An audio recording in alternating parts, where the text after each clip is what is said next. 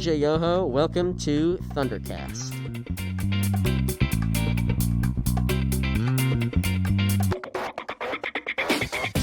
Today on Thundercast, I will be speaking to Mr. Michael Black about the online classes here at Eastern Green High School. How are you doing, sir? I'm doing fine, BJ. How about you? I'm pretty good. Thank you for coming on today. No problem. Okay, so to start out, can you tell us a little bit about yourself? Wow. A lot of years to put in there real quick. I joined the United States Army right out of high school. Spent 20 years in there. I learned Chinese, and for 12 plus years I taught Chinese to American students. And then I retired, came back here to Indiana out of California, and started working up here in around 99, 2000, somewhere around there. What drew you to teaching online classes specifically? Well, it was kind of a crazy way that this happened. Mr. Lewis, the former principal, I was substituting one day, and he came up to me and he says, I have another job for you if you want it. And he told me what it was, and I said, sure. And at the time, we started with just one student, but that quickly grew. Online classes are a little bit easier than standing in a classroom, I would think, a little bit. The preparation is a lot different. You don't have to have lesson plans because the lesson plans are already online, so it's pretty simple. It's pretty interesting. To tell you the truth, for almost 4 years, I feel like a lot of people who's not in your online classes have known you as the nice guy who always says hi, talking in the hallway. You're always the social one that likes to engage with everybody. And in the online classes, that's obviously your known position here. In your opinion, I know you've just said that you used to teach Chinese. What do you think are the differences and similarities between teaching an in-person class than it is teaching an online class? Well, with these online classes, what a lot of people don't know is that there's instruction for each block that you have. And each block instructor is an actual instructor in that, whether it be science or math or whatever. And they actually give the instruction for you. So the students are sitting there watching and listening to somebody else give the information. And then they have a series of things to do. Mainly my job is to facilitate. If they have any problems, get them started, get them finished. That's the big thing. Motivate them along the way, because it can be boring sitting there listening to somebody else talk when you're watching on a video. So, yeah, my job is a little bit easier and a little bit harder at the same time. How do you usually recruit students to take online classes opposed to in-person classes? I don't do that. They come to me from Miss Willie. She identifies them down there from whatever she uses to do it. Usually it's grades. Most of the students I have already failed a semester, so this is an opportunity for them to garner back or earn back their credits that they've lost. I have some students that they've taken a class because it doesn't fit into their schedule, but they need it. So everybody that I get comes from Miss Willie.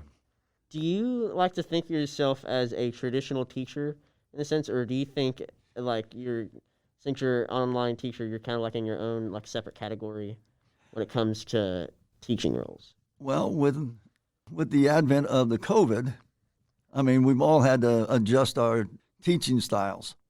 Do I stand up there and give lectures? No. Do I help with stuff? Yes. So I kind of find myself in kind of a hybrid situation, whereas, you have an English teacher, a history teacher, government teacher. They have to plan out everything that they're going to do, and they have to walk through it step by step with what the Indiana State High School education doctrine is. Not saying that what we do is not. It's just that I don't have to sit there and actually plan it out. It's already done for me.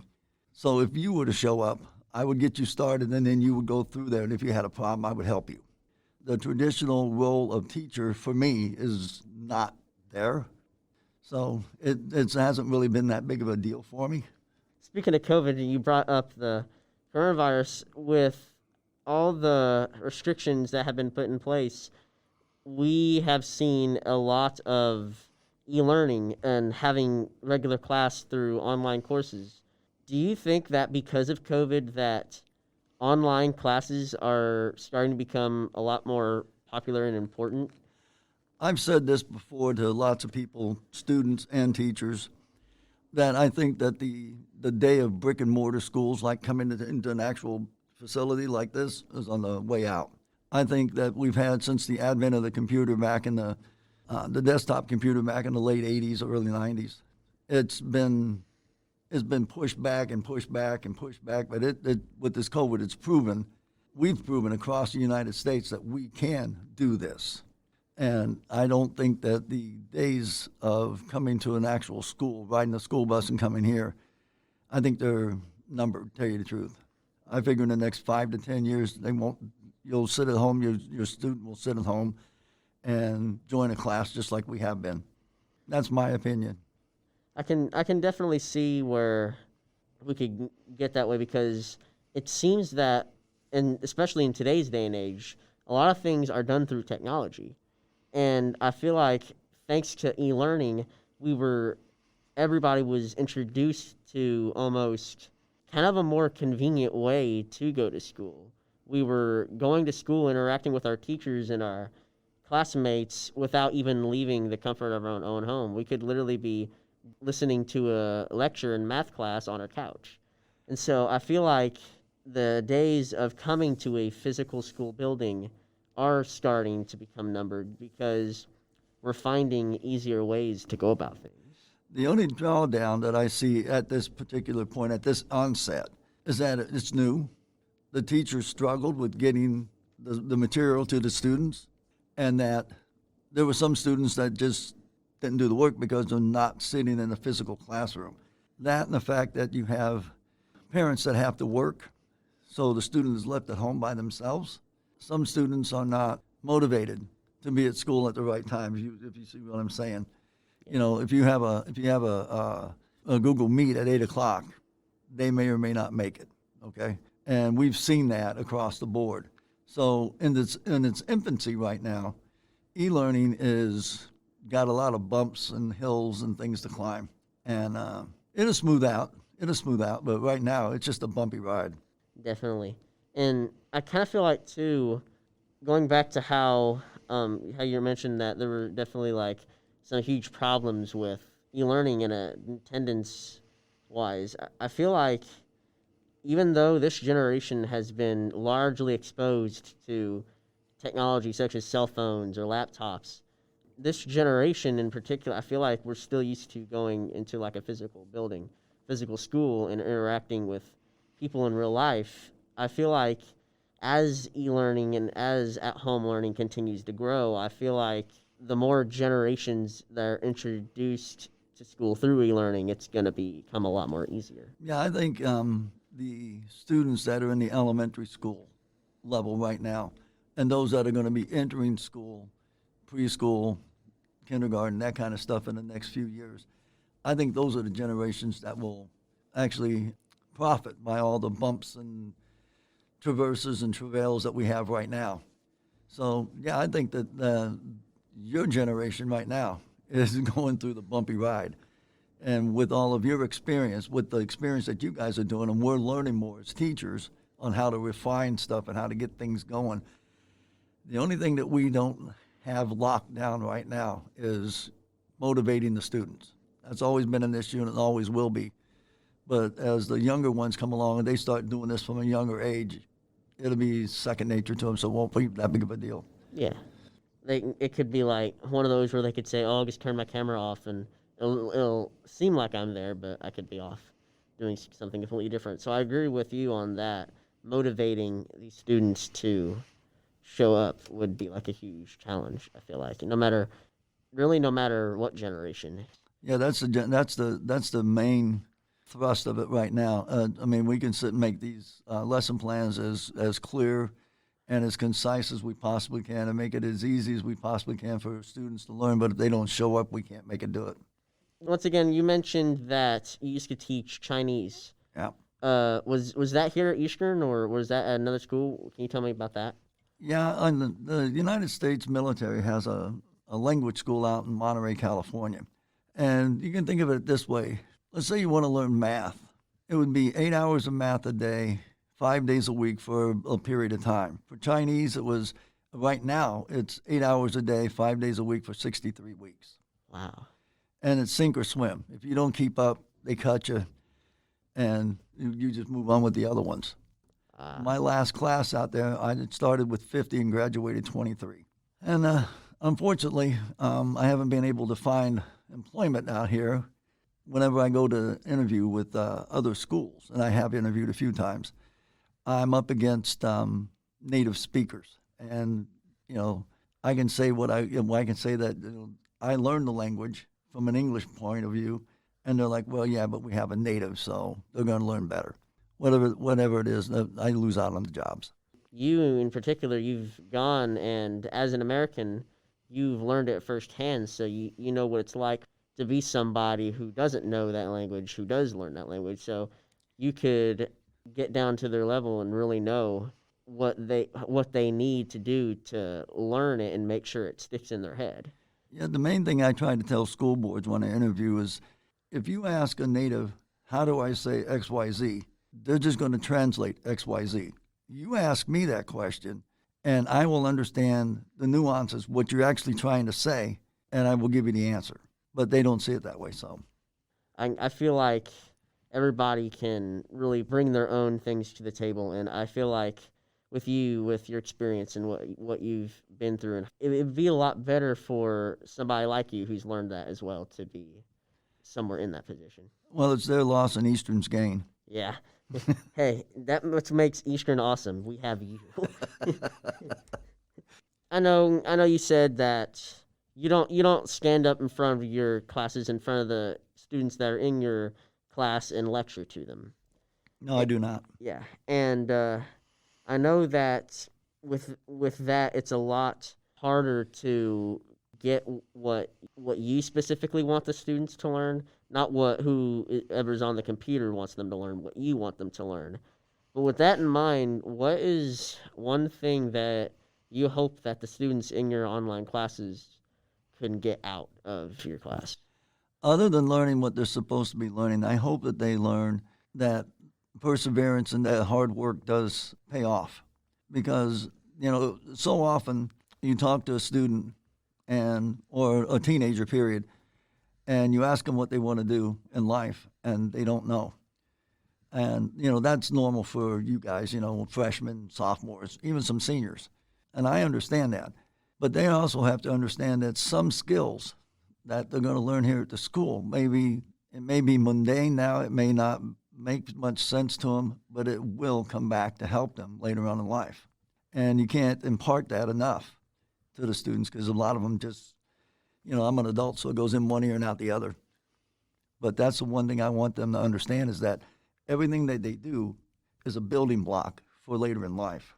I feel like even though you can't get in front of the class and teach them this, the fact that they're in the online class and the fact that we have online classes such as the ones that you teach, I feel like in a way it kind of makes that a little bit easier for them to know, because in an online class they're in there because of grade situation or something like that. It kind of helps remind them that, hey, what I do really matters, and what I do can have consequences. If I work really hard, if I try my best, even if I fail or not, it's going to have a good outcome. But if I don't try and I don't at least try and do what needs to be done, then nothing good can come out of it. Not even anything bad will come out of it. That's what sucks. Nothing comes out of it.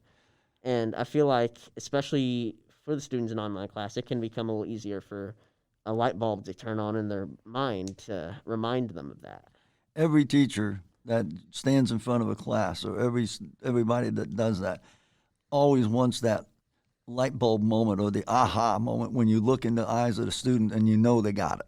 And sometimes it takes a little while, and sometimes it's just snapping. It's right there. But every teacher wants to see that, and they want to. And it's not so much that it makes them feel good that they've learned, that they taught something, it makes them feel good that what they taught, the student got. So that's the trade-off, you know. For 25 students in a classroom, you get 25 light bulbs turning on at one time. That's a great feeling. But it's also on the other side when you got 25 light bulbs that don't light because for some reason they don't understand what you're saying. Was Eastern Green, like coming to Eastern Green to teach like online classes or teach in general, was Eastern Green your first school post-retirement from the original school you were at, or what were you doing in between that time? Oh, let's see. I had a lot of jobs in between that time when I retired. I worked over at Crane for a year and didn't like it, so I quit. And then I started over in Bloomington, and I was managing 2 hotels at the same time. And, two hotels. And then when they decided to go a different way, I was doing 2 management properties at the same time. And when the owners changed, they brought in other people, so I was let go. So I was kind of at loose ends trying to find something. And I thought, well, I can come up here to Eastern and be a substitute teacher, work when I want, not work when I wanted, and it worked out. How you talk, you seem to have like so many things have happened in your life. Like you've gone in the military, you've learned Chinese, and you're teaching it to the next generation. And you coming around, you're at Crane, you've managed 2 hotels, how you said, and now you're here at Eastern. Your life seems really eventful. I don't know if it was luck or just sheer coincidence that I bumped into that, and it worked out okay for as long as it worked out. And now I've been up here for quite a while, and I enjoy being around the students. So yeah, it's a win-win situation for me. Yeah. What's your favorite part? Being in a school with students, not just like teaching online classes or anything like. What's your favorite part of it in general that makes you go home every day saying, I really did this? It's just being up here and being able to talk to the students. It doesn't matter what it's about. You know, you can talk about the basketball game. You can talk about, why their shoe was untied. It doesn't matter. Just being able to reach out and talk to the students and see how they're doing. Hopefully I can make their day a little bit better. Somebody may be down in the dumps. Maybe I can make them laugh a little bit. That's what makes my day. I feel like there's a lot of people with this attitude that school sucks and like school's boring. Like some people come because they feel like they have to. Some people come because they don't really want to, but they got to because the parents say so or the government says so. There's some people who really dread to come because they might face issues here, such as bullying or something like that. And there might be, in some situations, where they just want to come to school to, like, get out of whatever they're living through. And I feel like with your attitude, like how you want to be with these students, I feel like it really helps with a lot of what students are going through, and it kind of changes their perspective of what school is supposed to be. Well, I thank you for that. The part of having angst about coming to school is not something new. It's been since I was in school years and years ago. Yeah. So it's not something that's new. But I think now there's a lot more distractions. The cell phone most definitely is the biggest distraction. It's like people don't know how to unplug. But, that's something, and your generation is also better at managing 2 and 3 things at a time than my generation ever would have been. So, I take that into account. And hopefully the students are learning stuff. I really think that whether it has something to do with math, science, history, English, no matter what it is, I feel like the students are definitely going home with something. And I feel like it's knowing that there is somebody here that really does care. And I feel like that's you. I appreciate that. Thank you. Well, is there anything else you'd like to say? If there's like any students who might be listening to this right now who are hearing you speak right now, is there anything that you would like to say? Hopefully I won't see a lot of them, but I think I will probably be seeing a few. If you're in my class, come on down. Well, thank you so much for being here today. I really hope that you had fun doing this, and I thank you so much again for doing this. Well, I thank you for having me. And thank you all for joining me today. This has been BJ Yoho, and this has been Thundercast. Thanks for joining us for this episode of Thundercast. Please tune in for our next episode coming very soon. If you have any suggestions or comments, please email us at thundercast@egreen.k12.in.us. You can subscribe to hear every episode of Thundercast on iTunes, Google Play Music, and Podbean. All content in this podcast is property of Eastern Green School Corporation and may not be used without express written permission. All rights reserved.